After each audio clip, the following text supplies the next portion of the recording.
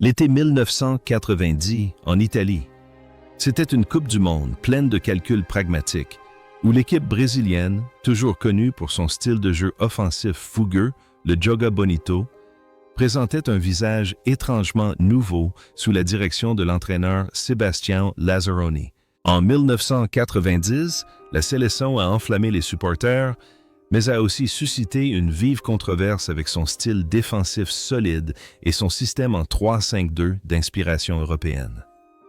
Après un parcours spectaculaire en phase de groupe, marqué par 3 victoires consécutives, elle a finalement subi une défaite amère face à l'Argentine en 8e de finale. Un but de Caniggia, sur une passe de Maradona, a mis fin aux espoirs du Brésil, laissant une douleur persistante pour toute une génération. Mais derrière ces moments cruels sur le terrain se cachaient des individus au destin unique. 35 ans ont passé, et le temps a laissé des traces différentes sur leur vie. Certains ont continué à conquérir de nouveaux sommets. D'autres ont choisi une voie plus discrète, et d'autres encore ont vu leur parcours tragiquement interrompu. Revenons sur le parcours tumultueux de ces joueurs qui ont incarné l'âme de cette génération tumultueuse du football brésilien.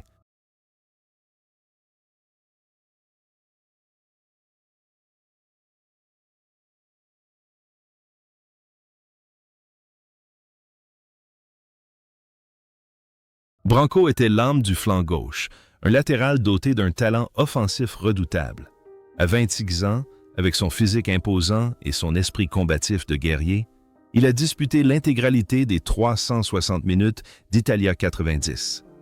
Son impact le plus marquant ne résidait pas seulement dans ses courses offensives et défensives parfaitement maîtrisées, mais aussi dans l'incident controversé de la bouteille d'anesthésiant contre l'Argentine.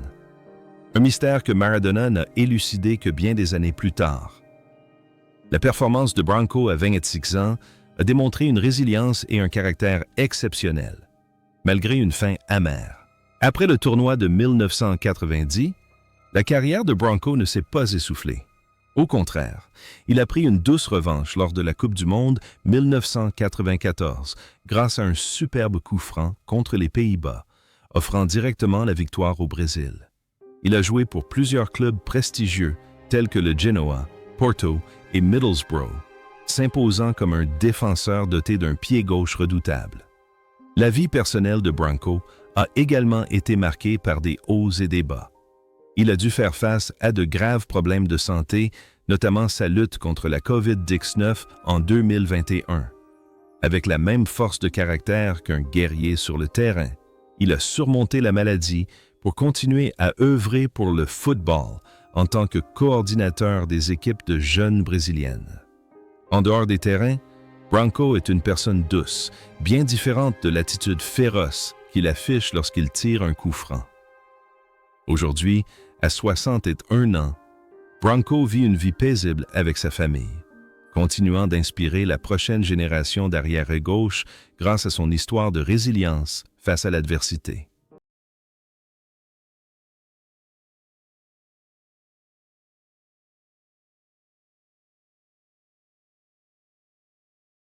Dunga incarnait à la perfection le pragmatisme de l'ère Lazzaroni. À 26 ans, il était l'âme du milieu de terrain, le pilier de la défense. Les médias brésiliens le critiquèrent vivement pour son style de jeu peu inspiré. Cette période fut même surnommée avec ironie l'ère Dunga, pour se moquer du manque d'enthousiasme de l'équipe. Pourtant, son talent et sa combativité, à seulement 26 ans, étaient indéniables, comme en témoignent les 4 matchs où il joua l'intégralité des 360 minutes. La carrière de Dunga a ensuite donné raison à ceux qui doutaient de lui.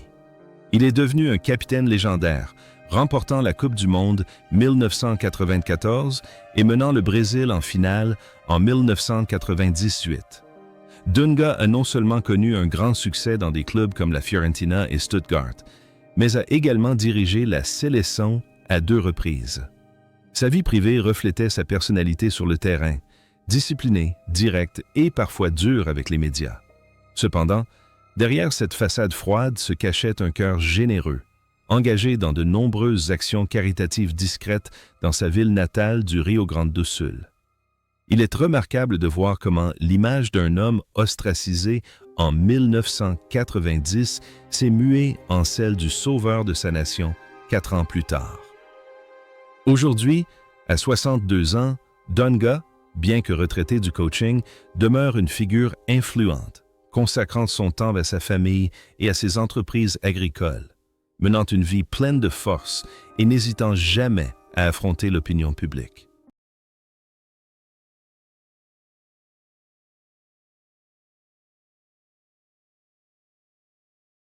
Cette année-là, Jorginho imposait son style sur le flanc droit brésilien.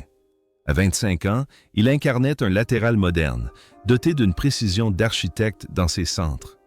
Engagé dans l'intégralité des 360 minutes, Jorginho s'est imposé comme un joueur complet, apportant l'équilibre au style de jeu de Lazzaroni. Son calme et sa technique individuelle remarquable, à seulement 25 ans, ont transformé le flanc droit en un véritable tremplin pour les attaques brésiliennes. Après 1990, la carrière de Jorginho a connu un essor fulgurant en Allemagne, d'abord au Bayer Leverkusen, puis au Bayern Munich, où il a remporté le titre de Bundesliga. Son apogée fut la victoire à la Coupe du Monde 1994, pour laquelle il fut sélectionné dans l'équipe type du tournoi. Après sa retraite de joueur, Jorginho s'est reconverti en entraîneur et a connu un grand succès avec des clubs au Brésil et au Japon. Sa vie personnelle est un exemple de vertu. Chrétien fervent, il a fondé l'Institut Bola pra Frente afin d'aider les enfants défavorisés des bidonvilles de Rio de Janeiro par le biais du football et de l'éducation. L'image d'un artiste flamboyant du football se reflète paradoxalement dans sa vie, car il a choisi d'apporter de la beauté au quotidien par la compassion. Aujourd'hui, à 61 ans, Jorginho se consacre toujours à l'entraînement et aux œuvres caritatives, menant une vie riche de sens et continuant d'être respecté par ses supporters pour sa noblesse de caractère.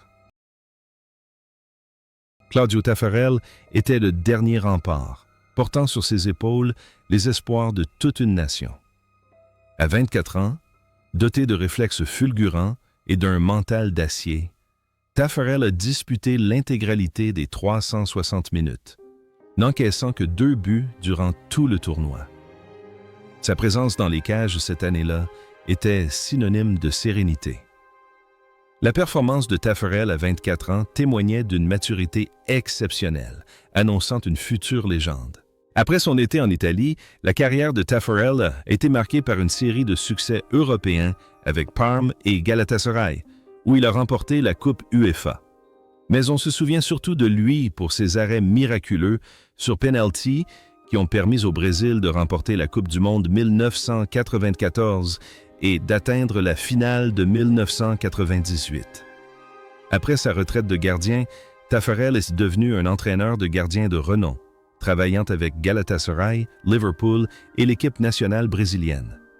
Il mène une vie personnelle paisible et heureuse auprès de sa famille. Introverti et humble, il se consacre pleinement à son travail. Il est à noter que, malgré son statut de héros sur le terrain, Taffarel est très discret en dehors. Aujourd'hui, à 59 ans, il continue de jouer le rôle de mentor expérimenté, perfectionnant le jeu des jeunes générations au Brésil et à Liverpool, sa passion restant intacte depuis ses débuts dans les cages lors d'Italia 90.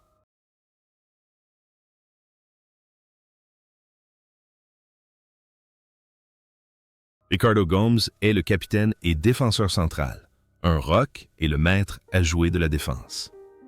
À 25 ans, avec sa taille idéale et son intelligence de jeu, il est l'âme de la défense. Malgré son expulsion cruelle en fin de match contre l'Argentine qui l'a contraint à manquer les dernières minutes, l'impression d'un leader exemplaire à cet âge reste indélébile. Après 1990, la carrière de Ricardo Gomes a continué de s'épanouir en Europe, au Benfica, puis au PSG, où il a remporté le championnat de France.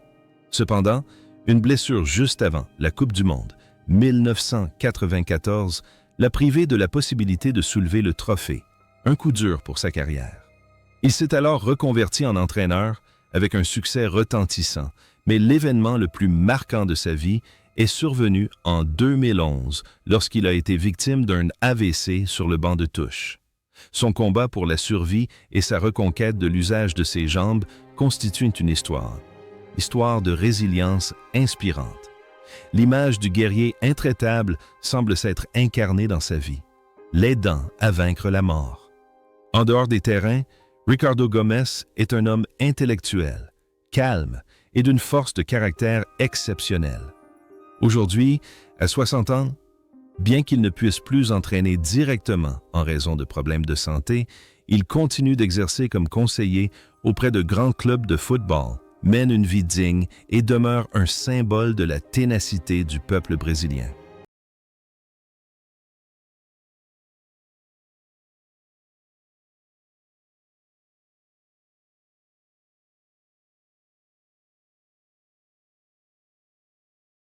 Allemand, dont le nom signifie « allemand », reflète parfaitement son style de jeu, discipliné, tenace et intrépide au contact. À 28 ans, il formait un duo précieux avec Dunga au milieu de terrain, constituant un rempart impénétrable devant la défense. Avec 352 minutes de jeu lors d'Italia 90, Alemão s'est imposé comme un milieu de terrain doté d'une vision tactique exceptionnelle et d'une combativité à toute épreuve. Sa performance à 28 ans était un parfait mélange de technique brésilienne et de discipline européenne. Après son succès à Naples aux côtés de Maradona, la carrière d'Alemão est restée stable avant son retour au Brésil pour jouer et prendre sa retraite. Sa vie personnelle a pris un tournant singulier lorsqu'il s'est consacré à des actions sociales, notamment la gestion d'un centre de réadaptation pour athlètes et jeunes dans sa ville natale. En dehors des terrains, Alemão est un homme sincère et simple, toujours sensible aux problèmes sociaux. L'image d'un peintre discret et modeste sur le terrain de football est devenue le reflet de sa vie, puisqu'il a choisi d'apporter du réconfort aux personnes en difficulté. Aujourd'hui, à 63 ans, Alemão mène une vie paisible, loin du tumulte des médias sportifs de haut niveau, trouvant le bonheur dans son engagement communautaire et auprès de sa famille.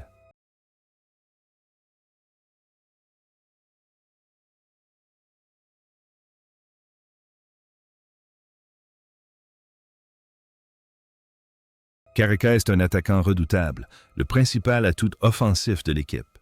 À 29 ans, il est au sommet de sa forme après la domination de Naples sur le football italien. Avec 2 buts inscrits en 352 minutes de jeu, Careca a démontré toutes les qualités d'un avant-centre de haut niveau: vitesse, technique et une finition chirurgicale. Ses performances à 29 ans sont la quintessence du talent d'une étoile solitaire dans l'attaque savamment orchestrée de Lazzaroni. Après 1990, la carrière de Careca l'a mené au Japon avant son retour au Brésil. Il restera à jamais l'un des plus grands attaquants de l'histoire de la Seleção, un joueur capable de déstabiliser n'importe quelle défense. Sa vie personnelle est paisible.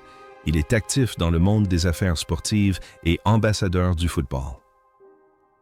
En dehors des terrains, il est jovial, généreux et entretient des relations étroites avec ses anciens coéquipiers, notamment Maradona. L'image d'un artiste du football toujours en quête d'espace semble se refléter dans sa vie, puisqu'il a toujours su profiter de sa liberté après sa retraite.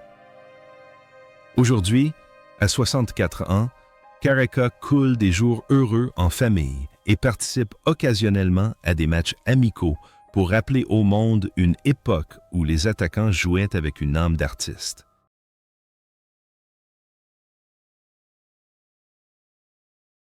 Mauro Galvão est un élément essentiel du système à 3 défenseurs centraux de Lazzaroni.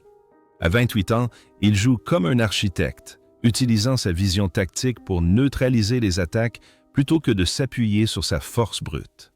Avec 352 minutes de jeu, il est un héros discret, ayant permis à la défense brésilienne d'encaisser très peu de buts avant d'affronter l'Argentine. La performance de Mauro Galvão à 28 ans a démontré un sang-froid exceptionnel, et une sagesse rare pour un défenseur. La carrière de Mauro Galvão, après 1990, fut d'une longévité exceptionnelle, marquée par d'innombrables titres remportés avec Grêmio et Vasco da Gama avant même ses 35 ans. Il incarne la persévérance et le professionnalisme. Après sa retraite de joueur, il s'est reconverti en directeur sportif et entraîneur. La vie privée de Galvão est empreinte de discrétion. Il consacre une grande partie de son temps à la recherche tactique et à la formation des jeunes. Il est à noter que l'image d'un héros silencieux sur le terrain semble refléter sa vie réelle. En dehors des terrains, il est calme, réfléchi et fuit les projecteurs. Aujourd'hui, à 63 ans, Mauro Galvão mène une vie paisible, partageant occasionnellement des analyses footballistiques pertinentes, et son parcours continue d'inspirer les jeunes défenseurs centraux quant à l'importance de l'intelligence dans le football.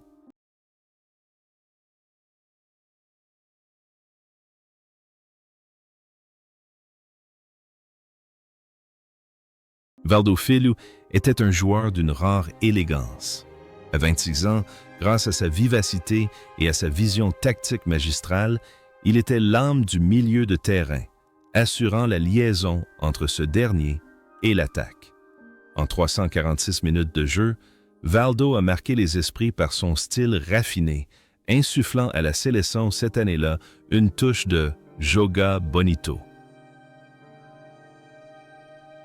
À seulement 26 ans, sa performance témoignait d'une créativité incroyable, malgré le jeu physique souvent imposé par ses adversaires.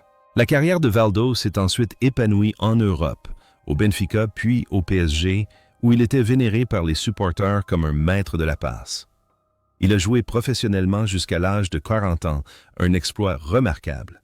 Après sa retraite, Valdo s'est tourné vers l'entraînement, notamment dans les nations émergentes du football. Sa vie personnelle était riche et intense, marquée par une passion pour la musique et les activités culturelles. En dehors des terrains, Valdo était sociable, aimable et toujours optimiste. Le lien entre son rôle d'artiste sur le terrain et sa vie réelle résidait dans un désir profond de répandre la beauté et la joie. Aujourd'hui, à 61 ans, Valdo continue de parcourir le monde comme recruteur et entraîneur, vivant pleinement sa passion et continuant d'inspirer par la beauté du football artistique.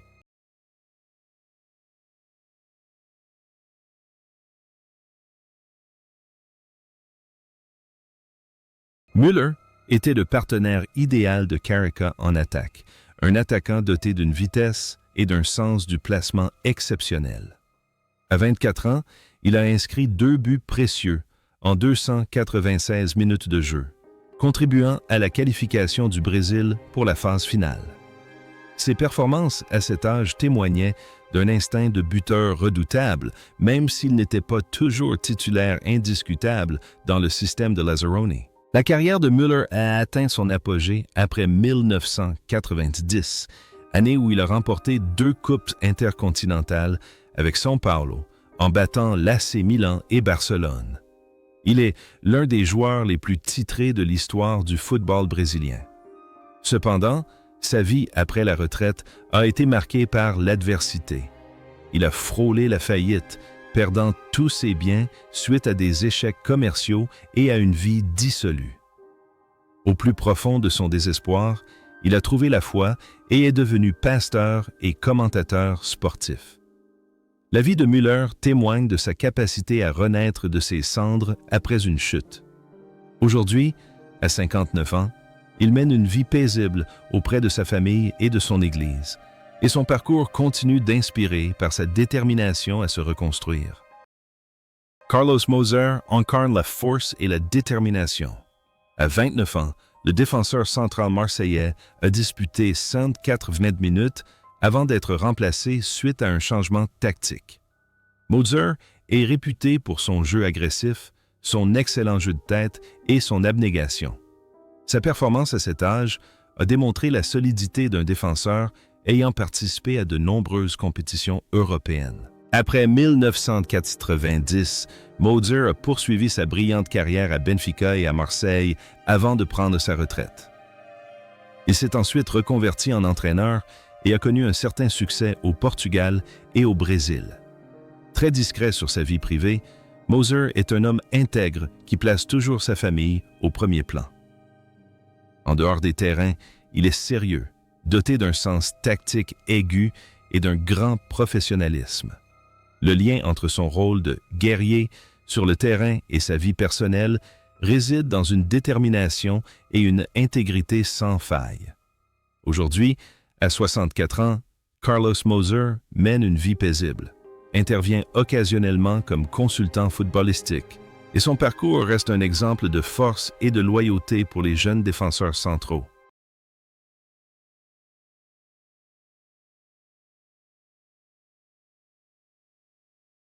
Ricardo Rocha participe à la Coupe du monde Italia 90 à l'âge de 27 ans.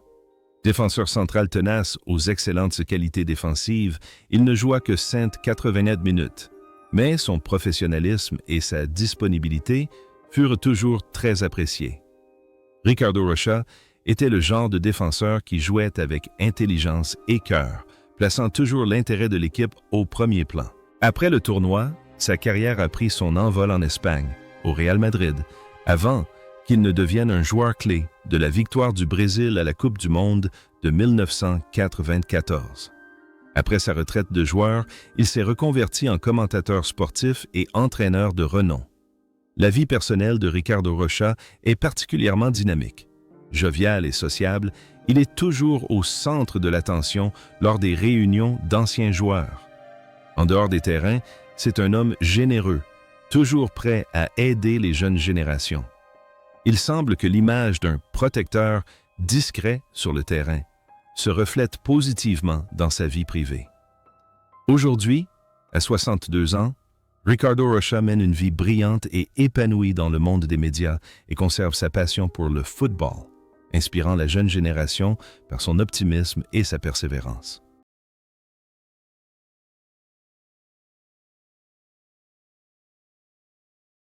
Romario gardait un souvenir amer de la Coupe du monde.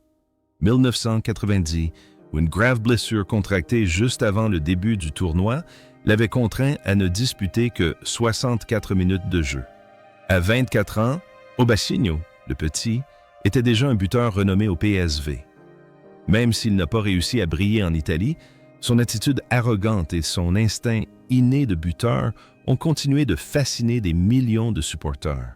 Après 1990, Romario a écrit l'une des pages les plus glorieuses de l'histoire du football mondial avec la victoire à la Coupe du monde 1994, le Ballon d'Or et un cap historique de plus de 1000 buts. Il a connu un succès retentissant au FC Barcelone sous la direction de Johan Cruyff. Après sa retraite de footballeur, Romario s'est tourné vers la politique, devenant député puis sénateur au Brésil. Sa vie personnelle, tumultueuse, fut marquée par de multiples mariages et un style de vie flamboyant. Mais il s'est aussi engagé avec ferveur pour les droits des stars des personnes handicapées, un engagement né de son amour pour sa plus jeune fille, atteinte de trisomie 21. L'image d'un buteur fier sur le terrain reflétait parfaitement sa carrière politique. Aujourd'hui, à 59 ans, Romario demeure une figure politique influente et controversée. Mais la flamme de sa passion brûle toujours avec la même intensité et chacun de ses pas, sur le terrain comme au Parlement, est scruté par tout le Brésil.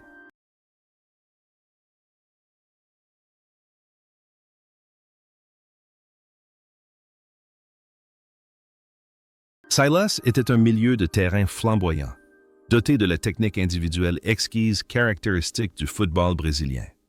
À 24 ans, malgré seulement 3 apparitions en tant que remplaçant, pour un total de 22 minutes, chacune de ses touches de balle témoignait d'une intelligence tactique remarquable.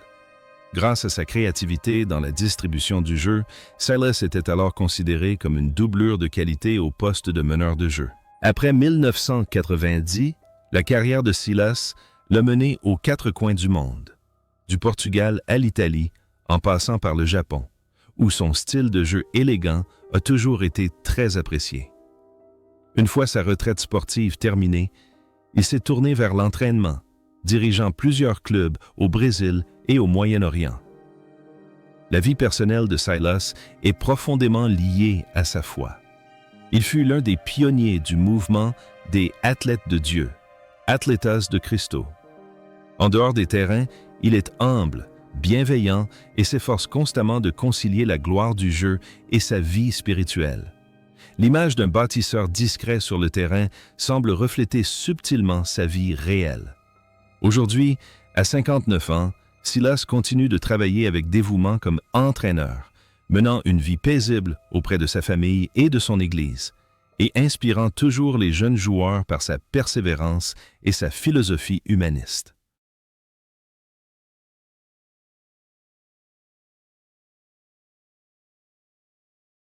Bebeto a rejoint l'Italie 90 à 26 ans, mais les blessures et une concurrence féroce ne lui ont permis de disputer que 8 minutes de jeu.